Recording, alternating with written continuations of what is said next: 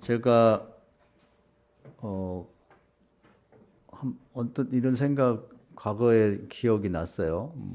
저 어느 시골에 전에 부흥회를 갔었는데 그 장로님하고 식사하는데 그분이 자기가 그 들었던 기도 중에 가장 충격적인 기도가 있었다고 얘기를 하더라고요. 그건 뭐냐면 마침 그 연세가 많은 목사님 부흥사로 왔는데 교인 중에 어린 아기가 이제 아팠대요. 그래서 신방 좀 해주세요. 그래서 이제 부흥회를 가면 그런 경우가 있어요. 이제 신방을 모시고 갔답니다. 그런데 그 아기에게 손을 얹고 기도하면서 그 연세 많은 목사님이 이렇게 기도하더래요. 하나님, 저는 축복받고 또 이렇게 살 만큼 살았는데 할 수 있으면 제 목숨을 가져가시고 이 아이를 좀 살려주시면 어떻겠습니까? 그런 기도를 하더래요. 그래서 너무 충격받고 모두가 다 울었다고 그러더라고요. 이제 그런 기도를 들었다고 그런 얘기를 했는데 그 생각이 언뜻 들었어요. 요즘에 그때는 제가 아직 젊어서 이해를 잘 못했는데 저도 이제 손자를 보고 이렇게 하다 보니까 주변에 이렇게 다 행복하게 살았으면 좋겠는데 아픈 사람, 다친 사람, 뭐 병든 사람 보면 막 그렇게 가슴이 막 미어지는 것 같아, 아파요. 그럼 견딜 수가 없는 것 같아. 특히 이제 어린애기들이 태어나서 얼마 안 됐는데 뭐 불치의 병에 있다든지 이런 얘기를 들으면 어떻게 그 진짜 마음이 아파서 견딜 수가 없는 것 같아요. 저도 그렇게 기도하고 싶어요.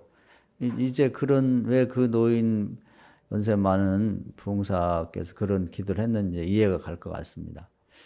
그래서 지금 사순절인데 우리가 이제 주님의 고난을 이제 생각하죠. 주님이 왜 고난 당하셨을까? 뭐 하시려고? 우리도 이제 주님이 그 고난에 대해 이해를 해야 되는데 또 고난에 동참하고 어떻게 동참하지? 그냥 생각으로만 그게 아니고 결국은 이제 깊이 생각해 보면 우리를 행복하게 하시려고 주님이 고난 당하신 거거든요. 그러니까 이제 뭐 부모가 되고 또 할아버지 할머니가 되고 이렇게 보면 자식이나 손주가 불행하게 되면 대신이라도 아플 수 있고 고난을 받을 수 있다면 대신 받고 자식이나 손주가 행복했으면 좋겠다. 이게 이제 부모나 뭐 조부모된 심정일 텐데 이제 하나님도 마찬가지죠. 하나님이 인간을 창조하신 아버지고 하나님인데 인간이 불행한 걸 보고 견딜 수가 없는 게 하나님도. 그래서 결국은 예수님이 오셔서 대신 고난을 받고 우리를 행복하게 하려는데 그 목적이 있다. 그래서 그 고난을 고맙게 생각하고 우리가 또 주님의 고난에 동참한다는 건 뭐냐면 내가 일정 부분 손해를 보고 어렵더라도 다른 사람을 좀 행복하게 해주고 싶다. 그렇게 행복하게 하는데 동참해야 된다. 이게 고난의 의미입니다. 그냥 말로만 우리가 고난 한다고 그냥 고난이 아니라 나는 뭘 하고 있지? 그런 거. 정말 믿지 않는 가족들이 뭐 믿어야 되는데 우리 엄마, 우리 뭐 아버지, 뭐 우리 뭐 삼촌, 뭐 우리 동생 뭐 그렇게 하고서 아무것도 안 하면 그건 의미가 없는 거죠. 그들을 위해서 내가 뭘 하고 있는가? 정말 매일 하루에 2번씩이나 기도를 하고 있는지 아니면 그들에게 문자라도 보내고 있는지 그들에게 손편지라도 쓰고 있는지 뭔가를 해야 되지 않나. 한 달에 한 번씩 식사를 대접하면서 뭐 예수 믿자 이렇게 권면을 하고 있는 건지 뭔가를 해야 되지 않아요? 그게 고난에 동참하는 거죠. 예수님 그냥 하늘에서 인류를 행복하게 해야지 어떡하지? 행복하게 해야 되는데 이렇게 하고 있었으면 그런 건 죽은 믿음이죠. 근데 정말 주님이 대단한 건 그 천국의 행복을 버리고 사람을 구원하고 행복하게 하려고 자기가 그 부담을 안고 세상에 이렇게 내려왔다는 것 자체가 대단한 것이죠. 뭐 생각이야 누가 못하겠어요. 다 생각하지. 그래서 우리가 요즘에 이제 뭐 사순절을 지내는데 사순절이라는 건 알죠. 세상 사람들 대부분이 안다고. 다음 주는 고난주가 아닌데 이 주 말고 그 다음 주에 우리가 새벽 기도라도 하면서 뭔가 고난을 동참해야죠. 주님의. 또 이제 뭐 올해 입시하는 애가 있는 아이들이 있는지 모르는데 부모님들이 내가 너를 위해서 얼마나 고생하는지 아느냐. 그럼 적어도 고등학교 3학년이면은 1년 동안은 같이 새벽 기도라도 하면서 그 아이의 고난에 그 공부에 동참해야 하잖아요. 그게 십자가라. 딴 때는 못 하더라도. 그러고 나서 애가 잘 됐네, 못 됐네, 시험을 잘 봤네, 못 봤네 얘기를 해야지. 그것도 안 하면서 그 부모가 멀쩡히 있는데 잘 거 다 자고 그런 정도의 고난도 동참하지 않으면서 애가 잘 되기를 바란다. 그건 의미가 없는 얘기죠. 사순절을 지내면서 그 생각을 한번 쭉 해보시는 게 중요해요. 그래야 그 행복이 있는 거예요. 다윗이 오늘 이 시편을 보면 행복이란 뭐냐? 요즘에 와서 제가 행복에 관해서 생각해 보고 있어요. 과거에는 뭐 행복이라는 거 사치스럽다고 생각해서 행복 자체가 용어는 알지만 내가 행복한가? 행복해야지 이런 생각을 못 했는데 요즘에 들어서 부쩍 그런 생각이 들어요. 저도 그렇고 우리 성도님들이 다 행복했으면 좋겠다. 그냥 뭔가 그 문제에 사로잡혀가지고 뭐 아픈 사람도 있고 가난한 사람도 있고 뭐 귀신에 시달리는 사람도 있고 요즘은 귀신의 활동이 옛날보다 좀 적은 것 같아요. 아주 숨어서 하는지 모르겠는데 옛날에 미치거나 귀신 있는 사람 많았는데 이 동네도 돌아다니고 이제 그런 사람은 잘 안 보이는 거 보니까 정신병원에서 빨리 갔다가 누가 데려다 놓는 건지 하여튼 덜해졌는데 하여튼 뭐 무슨 갇힌 거 갇힌 것이 꼭 감옥만을 뜻하는 게 아니에요. 뭔가 뭐 그 경제적인 어려움 때문에 또 형제들 간의 오해 때문에 뭐 말도 안 하고 서로 척지고 살고 이런 것도 다 갇힌 것에 해당되거든요. 뭔가 그런 게 한번 딱 걸리면 평생 그것 때문에 고통을 당하고 사는 거지. 인생이 짧았잖아요. 짧아 사실 보면은 뭐 아이들의 입장에서는 막 80, 90이 대단한 것 같지만 지나고 보면 별로 살 날이 별로 없어요. 그리고 일주일을 따져도 뭐 정신없이 살다가 겨우 주말이나 주일날 조금 여유가 있는 거, 그것만 모아서 따져보면 잠자는 시간 빼고 먹는 거 빼고 그러면 정말 인생이라는 게 자기 시간이 별로 없거든요. 이걸 이렇게 살아야 되나? 좀 행복하게 살 수 없을까? 이제 그런 생각이 많이 들어요. 그래서 오늘은 다윗이 시편을 150편 남겼는데 사실은 한 1000편 이상 있었다고 그러죠. 이제 다 없어지고 정말 중요한 시편만 살아남았는데 그 중에서 가장 행복한 내용을 담고 있는 것 같아. 이제 행복이라는 이런 것이다. 자기가 경험한 일생 중에서 뭐 여러 가지 어려움들이 많았는데 이런 걸 늘 생각했고 이런 경험을 가졌던 게 이게 정말 행복했다. 이렇게 얘기하는 것 같아요. 저도 그렇고 우리 성도님들이 가정이 오늘 다윗이 가장 이상적으로 말하는 이런 가정 되시기를 주의 이름으로 축원합니다. 결국 우리 주님도 고난 당하신 게 우리를 이렇게 이런 가정을 만들고 이런 가정을 회복하게 하려고 고난 당하신 거죠. 뭐 주님이 무슨 뭐 큰 영화를 보려고 그런 게 아니라 요즘 당신은 가정도 희생하고 뭐 자기 자신도 희생하고 그러면서 결혼도 안 하고 자녀도 안 가졌으니까 우리에게 그렇게 해주려고 자기가 양보하고 희생한 거니까요. 우리가 정말 행복해야 돼요. 그래야 주님이 고생이 헛된 게 아닌 거지. 막연하면 안 된다고. 오늘은 이제 그 점을 얘기하고 싶어요. 주님이 왜 고난당하셨지? 당신이 고난당하면서 우리를 행복하게 해주려고 하는 자기 희생을 한 거거든요. 행복하지 못하면 주님도 고생하고 우리도 행복하지 못하니까 이게 주님이 고생한 것이 헛된 거지. 자기 자식이 자기 손자가 아니라도 그 연세 많은 목사님이 나를 데려가시고 얘를 살려주세요. 그런 마음이 그냥 허세 떨려고 하는 게 아니죠. 진심에 그런 기도 함부로 하면 안 되죠. 정말 들어주시면 그 자리에 죽을 수도 있는데 그런 심정, 우리 주님의 심정이 그런 거랑. 그래서 이런 행복을 한번 여러분들 생각해 보세요. 오늘 나의 가정은 이런 걸 추구하고 왔고 이런 그 행복이 있는지. 여호와를 경외하며 그 길을 걷는 자마다 복이 있도다. 우리가 여호와를 경외하고 또 경외하는 길을 걷고 신앙생활하는 게 이거죠. 근데 복인데 그 복인의 내용이 이런 거예요. 2절에 내가 내 손이 수고한 대로 먹을 것이라 내가 복되고 형통하리로다. 이 수고한 대로 거두는 게 쉽지 않아요. 열심히 수고했는데 뭐 사업하면서 부도 맞고 뭐 보증서서 또 망하고 돈 꿔주고 못 받고 뭐 나는 베풀었는데 아무것도 대가도 없고 뭐 이런 경우가 많거든요. 수고한 대로만 다 거둔다 해도 인생이 살만하죠. 수고한 대로 먹을 것이며 내가 복되고 형통하리로다. 삶이 형통하는. 다윗이 이제 그런 고백을 했죠. 시편 1편에. 하나님 뜻대로 살았더니 시냇가에 심은 나무처럼 그렇게 형통하더라. 이것처럼 좋은 복이 없죠. 우리가 뭐 죽었다 살고 막 그렇게 뭐 다 큰 병에 걸렸다가 또 회복되고 이런 것보다는 그냥 자연스럽게 술술술술술 풀려나가는 삶. 그것처럼 복된 게 없죠. 형통하라는 말 자체가 가장 우리에게 필요한 거고 가장 원하는 복이죠. 그러면서 이제 그 내용에 들어가서 가정 얘기를 하는 거예요. 내 집 안방에 있는 아내는 결실한 포도나무 같으며 좀 아내가 아내 역할을 잘 해줘서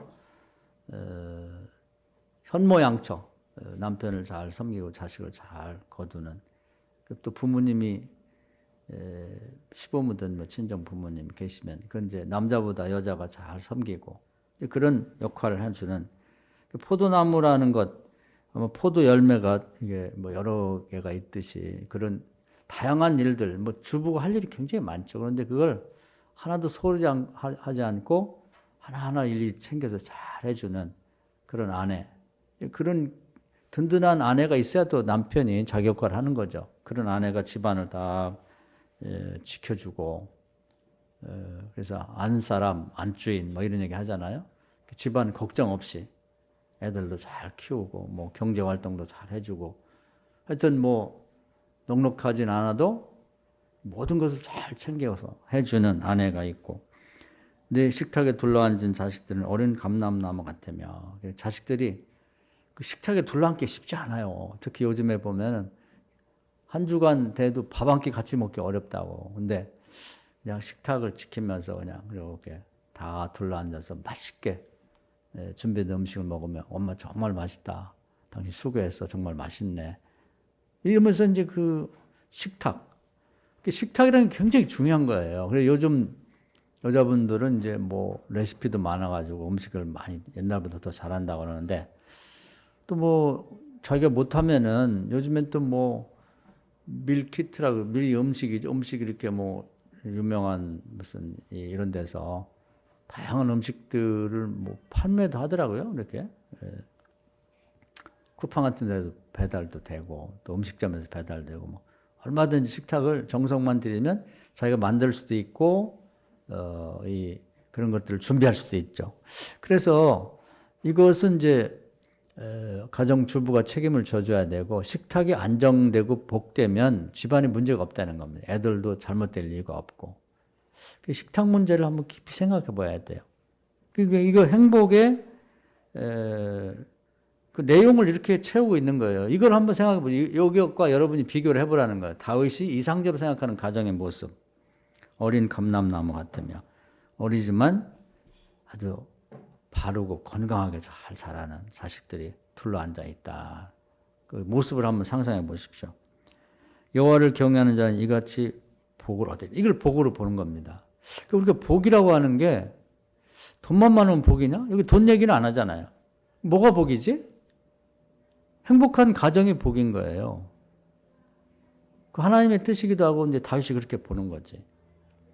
다윗이 뭐 왕도 되고 여러 가지 세상에 출세도 많이 했지만 거기에 행복이 있는 게 아니라 이 안정된 가정 이게 이제 이런 가정을 복으로 보는 것이죠. 행복으로 보는 거예요. 또 5절에 여호와께서 시온에서 내게 복을 주실지어다 너는 평생에 예루살렘의 번영을 보며 그 다음에 또 뭐냐면 예루살렘 나라를 생각하는 건데 나라가 잘 돼야죠. 지금 뭐 주변에도 보면은 일단 뭐 이 우크라이나 같은 나라가 전쟁에 휩싸여 가지고 행복할 수 없잖아요. 그 국가의 주민들이 뭐 지금 난민이 거의 1,000만 명이 될 거라고까지 얘기를 하는데 뭐 5천만이 5천 몇백만이라는데 그 5명 중 1명이 난민이 된다는 거예요. 아, 참 불행한 일이죠. 근데 그게 민폐죠. 자기 나라에서 살아줘야지. 우리나라도 이제 얼마 전에 받아야 될 텐데 우리가 나라가 선진국이 잘 산다 그러니까 난민만 생기면은 좀 받으라고 말해요. 잘 살면은 좀 난민들 받아줘야 되지 않냐 뭐. 또 일본에서도 이번에 좀 받았다는데 왜 한국은 안 받냐고 말이야. 또 그런데요. 자기네는 받으면 되지. 그러니까 이제 잘 사는 나라들도 그런 그 부담이 되는 거예요. 뭐 때 몇 개니까 너네 받아라 좀 받아라 봐라. 우리나라는 땅도 좁고 우리도 인구가 너무 많은데 난민 또 어려운 사람 도와주긴 해야지. 그런 나라가 잘못되면은 국민 전체가 또 불행해지는 거죠. 그러니까 예루살렘은 그 나라를 생각하는 거예요. 그래서 우리가 나라를 위해서 늘 기도해야죠. 그 나라가 다 잘 되는 모습을 봐야 또 행복한 거지. 나만 행복할 수 없는 거예요. 환경이 좋아야죠. 그 주변 환경인 자기 가족들과 인척들과 더 크게 보면 나라도 잘 번영하는 모습을 봐야 된다. 그 행복의 또 다른 조건이죠. 그 다음에 6절에 보면 내 자식의 자식을 볼 거예요. 손주 본다는 얘기고 또 증손주, 고손주까지 본다. 이스라엘에게 평강이 있을 자. 이게 행복의 조건이자 행복한 모습이에요. 다윗이 이제 뭐 여러 가지 사연들이 많고 있었지만은 그 많은 경험을 통해서 결론적으로 생각한 행복은 여기 있다는 것이죠. 저도 이걸 100% 동의하고 우리 교인 오늘 나오신 또 예배드리는 모든 성도님들이 가정이 이렇게 되기를 주의 이름을 축원합니다. 이것이 행복이라고 생각하고 이걸 추구해 나가시라고. 가정을 잘 가꾸셔야 돼. 가정이 행복하게. 우리 주님이 이런 가정을 회복하게 하시려고 고난 당하셨다고 하는 생각해야 돼. 그래서 우리가 행복한 가정을 이루고 주님 감사합니다 할 때 주님이 보람을 느끼는 거예요. 주님이 고난 당하고 돌아가셨는데 똑같아. 뭐 첫 아담의 가정처럼 파괴가 돼가지고 그 선악과를 먹은 것 같고 부부간에 서로 뭐 네 잘못이다. 하나님 주신 저 여자 때문에 내 신세를 망쳤다. 이렇게 해서 둘이 내외관이 갈라지고 처음엔 좋았죠. 죽고 못 살았죠. 뭐 너는 살 중에 살이고 뼈 중에 뼈다 그러더니 하나님 말씀 어기면서 그렇게 둘이 갈라졌고 또 에덴 동산에 추방당해갖고 요즘 말하면 뭐 좋은 아파트 뭐 좋은 집에 살다가 길거리 나앉은 거지. 나가 이렇게 돼버려갖고 그리고 또 이제 자식들이 가인과 아벨인데 그게 또 큰 아들이 작은 아들을 질투해갖고 돌로 죽이고 집안이 완전히 그냥 뭐 말로 다 할 수 없는 불행한 집안이 되고 말았죠. 이제 그런 것들을 회복해서 요런 집안, 요런 가정을 만들게 하려고 하는 겁니다. 그래서 오늘은 한번 여러분이 다른 것보다 뭐 가정주간은 뭐 다음 달입니다만 가정의 달은 주님이 왜 고난 당하셨는지 그냥 주님 뭐 슬퍼하고 올 필요 없어요. 제가 몇 년 전에 뭐 우리도 뭐 일주일간 저도 금식도 하고 뭐 슬픈 마음으로 많이 지냈는데 슬퍼하지 말라고 하는 말씀을 주시더라고. 난 다시 죽는 거 아니고 나는 부활해서 하나님 우편에 영광스럽게 있으니까 더 슬퍼하지 말고 내가 왜 고난 당했는지를 한번 생각해 봐라. 이제 그래서 그때부터는 슬퍼하지 않습니다. 주님이 다시 돌아가시는 거 아니니까. 대신에 주님의 고난을 헛되게 하지 말자. 그것이 제 신앙 고백이에요. 그러면 이런 가정이 그냥 거저되냐? 내 인간의 노력만 갖고 되냐? 그건 아니에요. 그래서 그 얘기를 하려고 하는 거예요. 이런 행복한 가정을 하나님의 도움이 절실히 필요한데 어떻게 이런 가정을 이루지? 이런 가정을 이루고 안 이루고는 오늘 여기 나오신 여러분에게 달린 거예요. 근데 인간적인 노력만 갖고 하는 것은 예수 안 믿는 사람, 믿는 사람이나 뭐 별반 다름이 없죠. 우리는 내가 할 수 있는 만큼 하면 그것도 거기에 적용되는 거예요. 스가랴서 힘으로 능으로 할 만큼 하고 안 되는 부분, 즉 행복한 이런 가정을 이루는데 내가 할 수 없는 부분은 하나님의 신의 즉 보혜사 성령의 도움을 받아야 되는. 그래서 행복이 이렇게 이루어지는 거죠. 다윗의 신앙 고백에도 이게 들어있는 거예요. 그럼 다윗은 뭘 했길래 이런 행복한 가정을 이루었지? 그걸 한번 생각해 보자 말이에요. 이것이 오늘 제가 여러분에게 강조하고 싶은 포인트예요. 요점이란 말이죠. 그 다윗의 이제 일생을 이렇게 보면 다윗은 사실은 가정을 그렇게 돌보지를 못했어요. 그래 가정교육이 좀 뭐 부족한 점이 있어서 뭐 자식이 반역당하고 뭐 이런 일도 있었는데 그 얘기는 뭐냐면 평생을 전쟁하고 막 쫓겨다니고 이러다 보니까 가정을 돌볼 여유가 없었는데 어떻게 이렇게 행복한 가정이 됐지? 그게 질문이잖아요. 그 다윗을 보면 뭘 했냐면 그 제가 뭐 저도 이제 중요하게 생각하는 가장 중요한 말씀이 마태복음 6장에 보면 먼저 그 나라와 그 일을 구하라. 이게 이제 다윗이 힘과 등으로 할 부분이고 나머지는 이제 하나님의 신의 도움을 받는데 그러면 이 모든 걸 더할 거라. 이 말씀에 다윗의 인생이 딱 대입이 되는 거예요. 공식으로 생각하면 거기에 딱 일치가 된다고 말이에요. 다윗은 어릴 때부터 원래는 굉장히 그 힘들었죠. 왜냐하면 농경문화에 사는 그런 민족보다 이 유목민이 힘듭니다. 농경문화는 그래도 집이 있고 거기 뭐 아침에 나갔다 저녁에 들어오면 따뜻한 방이 있고 먹을 게 있고 안정된 생활하잖아요. 근데 이제 이 유목민들은 양이나 뭐 염소 떼를 데리고 풀을 쫓아다녀요. 풀이 뜯어먹으면 없잖아요. 그럼 또 한 심리 가면 또 있으면 거기까지 데리고 가는데 거기 집도 없고 그리고 거기 노숙자나 마찬가지예요.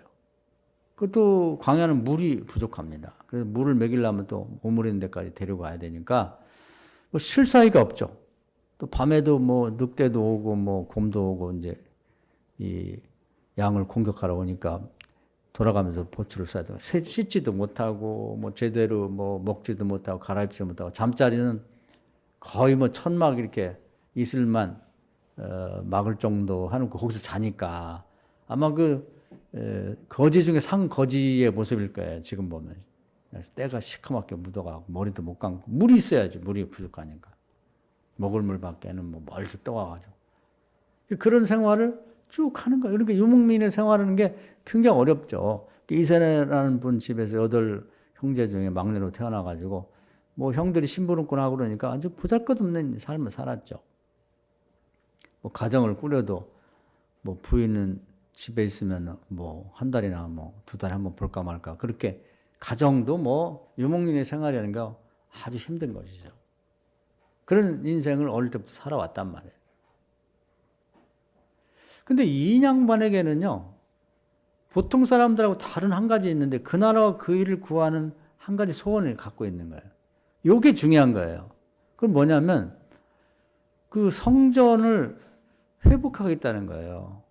그 12살에 아버지 따라서 그 성막에 갔다가 충격을 받았죠. 그 실로의 성막이 있었는데 그 성막에서 가장 중요한 게 지성소고 지성소에 가장 중요한 게 하나님의 십계명 돌판이 들은 법궤거든요. 근데 가보니까 그게 없는 거예요. 그 요즘 표현하면 뭐라고 할까요? 물 없는 호수라고 할까요? 애들 말하면 뭐 안고 없는 찐빵? 안고란 말이 뭐 일본 말인가? 팥소가 들어있지 않은 찐빵이랑 똑같은 거지. 이게 뭐지? 그때부터 이 성막을 회복해야겠구나. 그런 소원을 가진 거예요. 그 나라와 그 일을 구하겠다는 한 가지 소원을 잡았는데 이게 다른 사람에게는 없는 거거든요.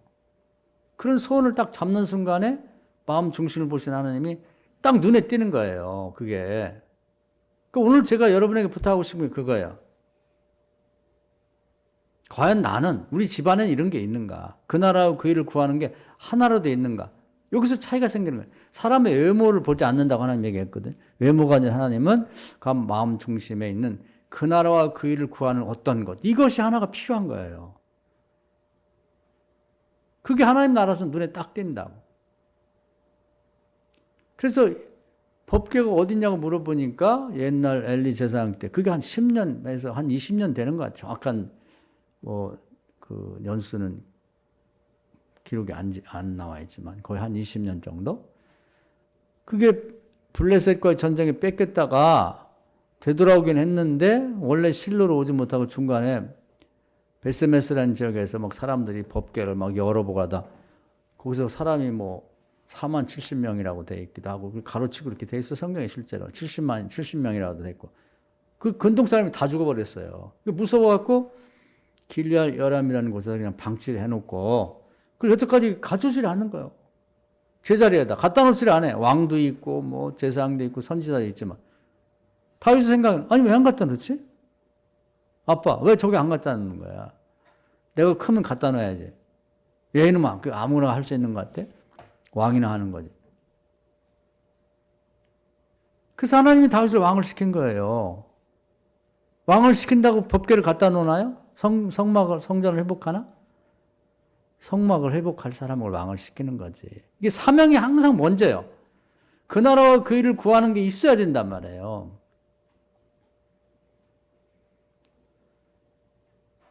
그래서 다윗은 평생 마음속에 정말 그 나라와 즉 하나님 나라와 하나님 영광을 위한 소원이 있는 거예요. 그걸 붙잡고 살았는데 가정을 하나님 축복하신 거예요.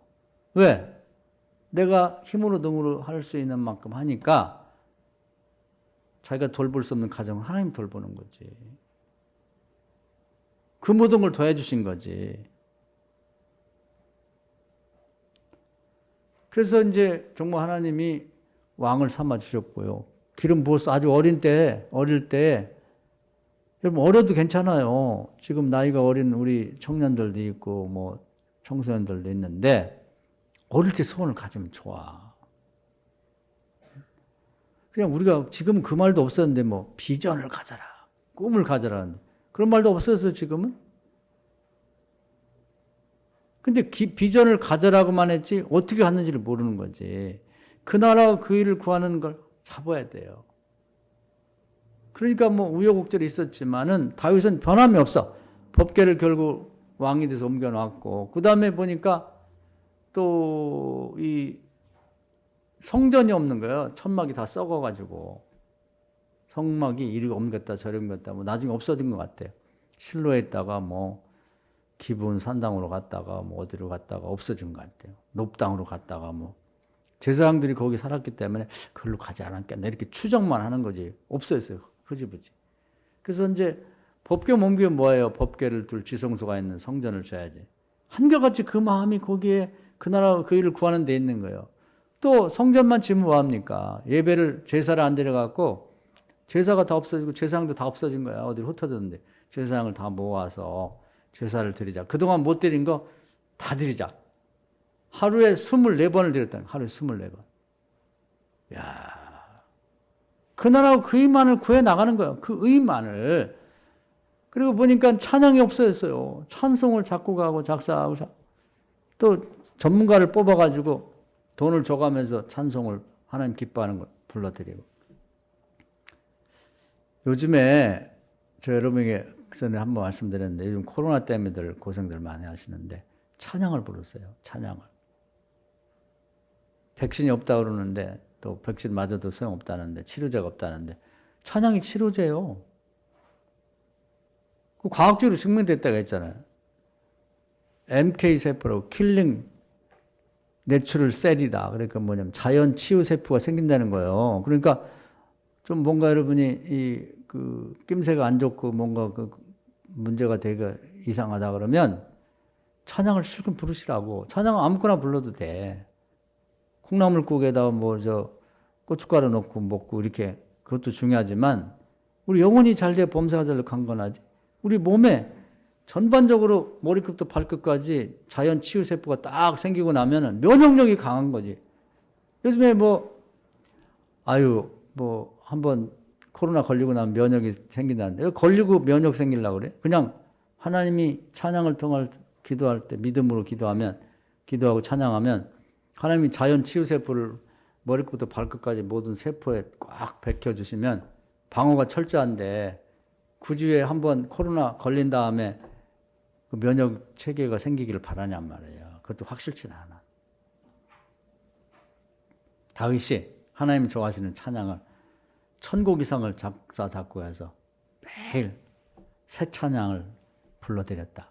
그러니까 오직 그 성전을 회복해야겠다고 하는 그 나라 그 일을 구하는 것에 자기 일생을 변함없는 마음을 갖고 했단 말이에요. 준비했다고. 채워나갔다는 거. 그리고 죽을 때까지 성전 설계도를 완성해 나가고 성전을 지을 재료를 준비하고 아들에게 유언하고 죽고 아들에게까지 그 나라와 그 일을 구하는 자기 사명 그걸 붙잡고 나갔단 말이에요. 그러다 보니까 뭐 전쟁도 많이 하고 왕 노릇하고 그러니까 우리는 뭐 그냥 한 가정 책임지고 있는데도 일이 많아요. 뭐 이렇게 뭐 한번 만나자고 해도 뭐 시간 없어서 그런데 왕이 되면 얼마나 시간이 없겠어요. 그러니까 가정을 돌볼 새는 없는데 한 가지 마음, 내가 성전을 회복해야겠다. 성전의 모든 제도를 완비하고 좀 은혜로운 성전을 만들겠다는 그 나라와 그 일을 구하는 마음을 갖고 살았더니 하나님께서 다윗의 가정을 이렇게 축복해 줬다는 거예요. 행복한 가정이 됐다는 거지. 할렐루야. 이게 그 나라와 그 일을 구하는 이것이 필요하다는 거예요. 그게 있어야 된다는 거지. 그걸 십자가 가면 십자가 남이 안 하는 일이니까, 주님을 위한 일이니까. 나는 주님을 위해 사니까 주님이 내 가정을 축복했다는 거지.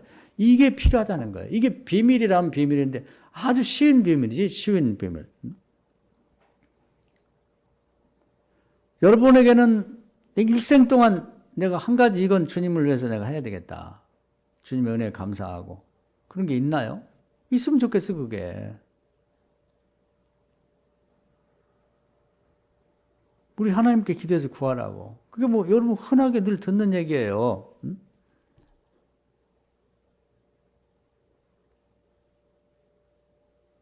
제가 그 전에 뭐 선한 목자가 그 어떤 권사님 얘기도 했습니다만 남편 일찍 돌아가고 그냥 봐는 아마 시골에 성전 청소가 잘 안 되고 바쁘고 뭐 농사 짓고 하다 보니까 잘 안 됐나 보지. 내가 성전 청소하고 성전 돌보면 내가 책임지겠다. 그걸 마음에 소원을 담은 거야. 그래서 다른 분들이 바빠서 못 오면 제가 할게요. 그래서 아주 매일매일 퇴근하면서 집 성전에 가서 기도하고 성전을 자기 집 돌보듯이 쓸고 닦고 그러면서 내 자식들을 좀 하나님 책임져 주십시오. 나는 그 나라와 그런 자기의 형편에서 할 수 있는 그밖에 없는 거지. 젊어서 혼자 된 여자가 뭘 할 수가 있겠어요. 다윗은 왕이니까 성전을 돌보는데 성전의 그 규모가 큰 일들 했지만 이 여인은 할 수 있는 게 그밖에 없거든. 그러면서 하나님 앞에 내가 그 나라와 그 일을 구할 테니 내 수준에서 하나님은 내 자식들 책임져 우리 가정 책임져 주십시오. 그러면서 하나는 의사가 되고 하나는 판사가 되고 하나는 교수가 되고 또 하나는 대기업 회장이 되고 이렇게 기도했는데 다 됐다는 거 아닙니까? 지금 살아계신 분이에요. 그 유명한 얘기입니다. 뭔가 있어야 되지 않냐 이 말이에요. 우리가 이 말씀을 좀 붙잡으세요. 할렐루야. 그건 할 수 있잖아? 아니면 내 주변에 내가 아는 모든 사람들에게 내가 반드시 복음을 전하고 매일매일 이들을 위해서 아침 저녁으로 기도하겠다. 성령의 도우심을 구하고 내가 어떻게 하면 이 사람들을 전도할 것인가. 이들을 위해 기도하고 성령의 도움을 구하고 정기적으로 문자도 보내고 만나서 차도 대접하고 식사도 하면서 내가 버는 수입의 일정 부분을 이들을 위해 투자를 하겠다. 주여, 저는 이 일을 할 테니 주님이 내 가정을 책임져 주셔서 이 다윗의 가정처럼 해 주십시오. 그건 할 수 있지 않냐? 어차피 해야 되는데. 이 고난주간에 우리가 선택해야 될 게 이런 거예요. 그냥 고난. 그것만 생각해서는 안 돼. 십자가만 생각할 게 아니라. 그 남이 안 하는 짓을 하려고 하니까 그것이 불편하고 고통이라면 고통이기 때문에 십자가를 갈 수 있는데 그것이 결국은 하나님의 눈에 띄고 하나님 주목의 대상이 되고 내가 할 만큼 하면 그 일도 하나님 도와주면서 내 가정을 이렇게 축복해 준다는 거죠.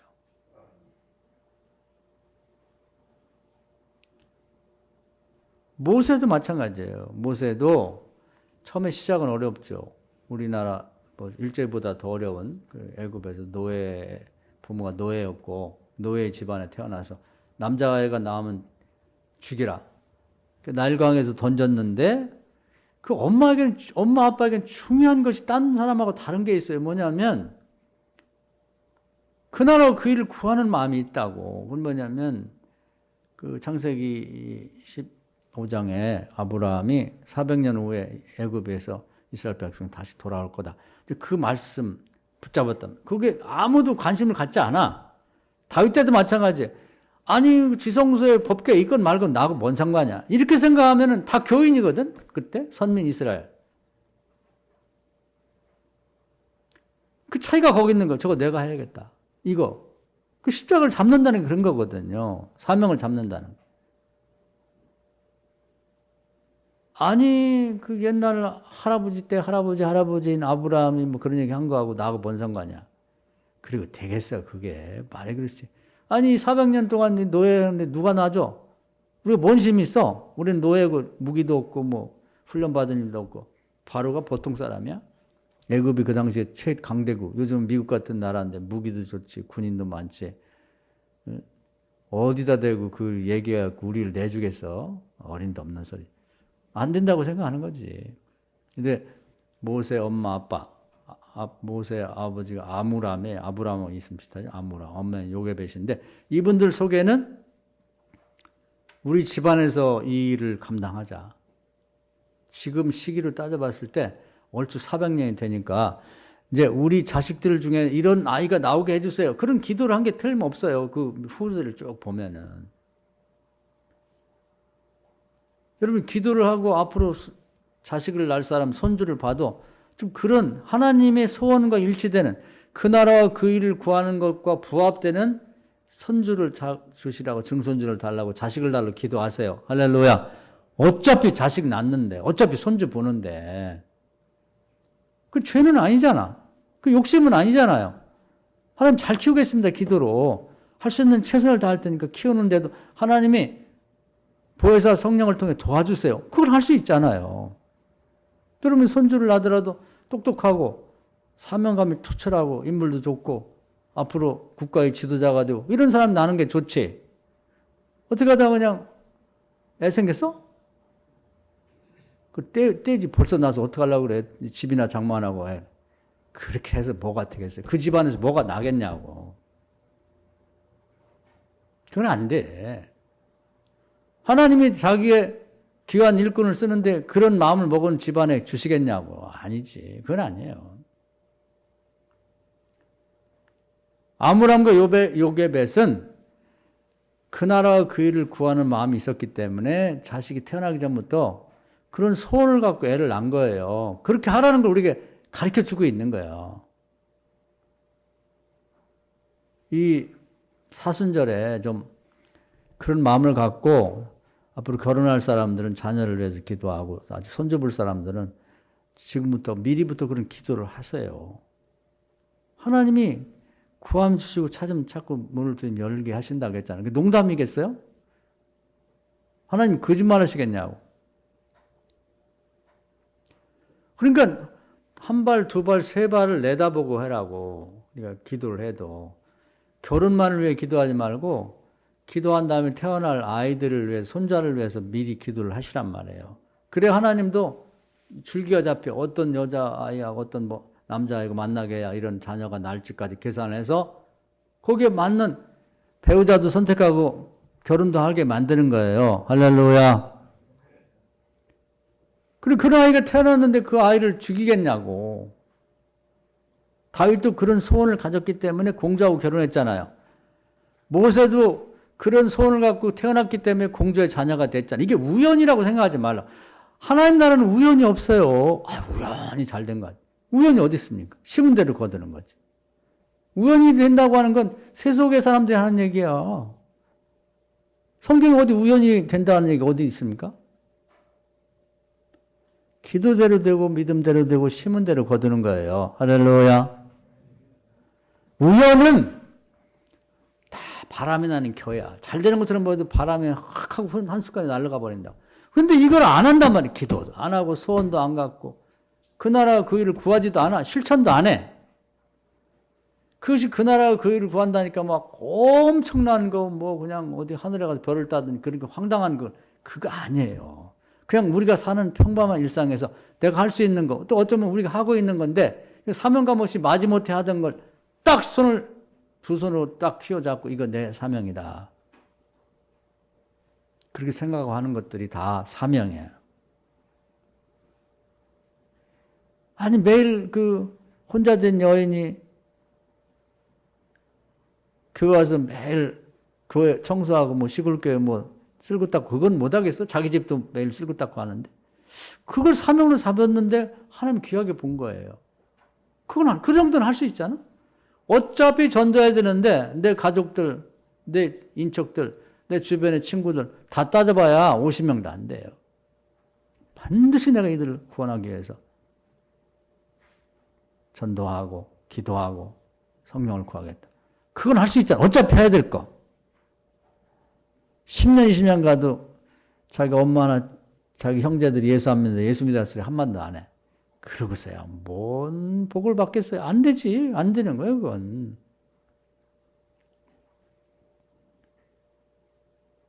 사명을 잡읍시다. 할렐루야. 사명을 잡아야 돼. 이건 저도 마찬가지 여러분도 해야 될 일입니다. 저도 이제 뭐 한 교인이자 또 목사가 되어 보니까 가정을 가졌는데 정말 자식들을 위해서 뭐 할 수 있는 게 없더라고요.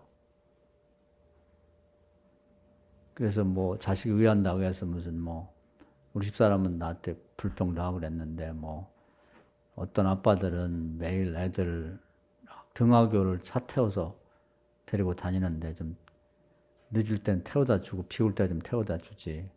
그렇게 냉정하고 그것도 안 하냐고 그러는데 사실 뭐 지금 생각하면 좀 그런 점이 없지 않아 있지만은 또 자기가 뭐 스스로 해야 되고 또 이제 교회 찬데 내 마음 그런 게 있어요.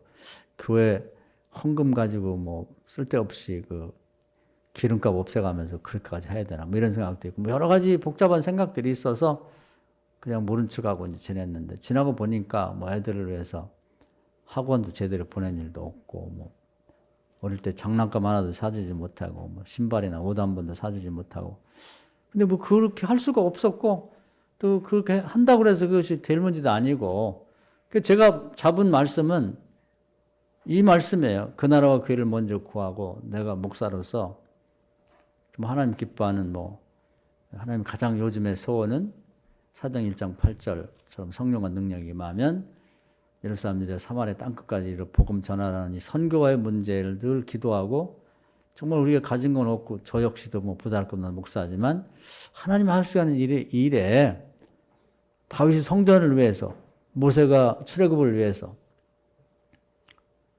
또 뭐 사도들이 이렇게 선교를 위해서 했던 것처럼 그 대열에 나도 같이 참여를 하고 싶다. 근데 그것이 하나의 소원이죠. 그리고 하나님이 말씀을 읽고 공부하고 기도하는 걸 좋아하시니까 그 일에 나는 전념을 하고 거기에다가 생각을 다 집중하고 제 에너지를 거기에 써야겠다. 그럼 하나님이 나머지 가족이나 자식들을 책임져 주십시오. 이제 그게 제 신앙 고백이자 그렇게 지금 살아온 것 같아요. 그래서 제가 뭐 자식들을 위해서 아무것도 한 건 없지만 그 바르게 잘 자라줘서 고맙고 그런 것 같습니다. 모세도 그런 엄마 아빠의 영향을 받아서 바르게 자라줬고 뭐 수많은 우여곡절이 있었지만 결국은 하나님께 쓰임받고 그 가정 자체가 이름도 없고 빛도 없던 가정인데 모세는 국가 지도자가 됐고 자기 형 아론은 그런 엄마 아빠 밑에 자랐기 때문에 종교 지도자인 제사장의 가문이 됐다. 그게 그냥 우연이 아니다 그 말이에요. 오늘 잡으면 돼요. 오늘 시작할 수 있다면 언제? 이 사순절에 주님이 그 당신의 사명을 딱 붙잡고 죽기까지 복종하시고 났더니 주님 자신도 세상으로 출세하셨죠.